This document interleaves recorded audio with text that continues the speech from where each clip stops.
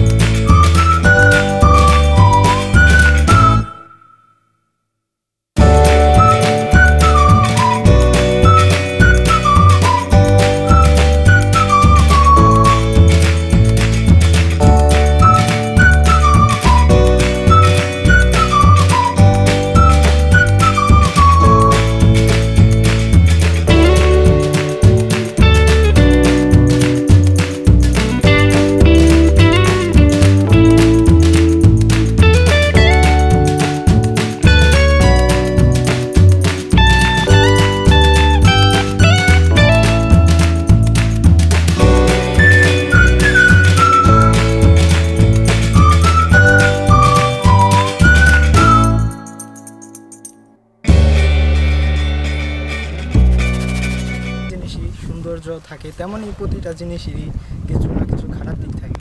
তেমনই এই জিনিসগুলোর কিছু খারাপ দিক রয়েছে। এই জিনিসগুলোর মধ্যে মাদকে আকড়া এবং কি বিভিন্ন অশ্লীল কাজগুলো হয়ে থাকে, এই ঝোপঝাড় এগুলো বড় হওয়ার কারণে। তার জন্য এই এনা গ্রুপের কর্তৃপক্ষ এগুলোকে কাটার সিদ্ধান্ত নিয়েছে, এবং খুব শীঘ্রই এই 2 কিলোমিটার যাবত এই গাছগুলোকে খুব শীঘ্রই কেটে ফেলা হবে।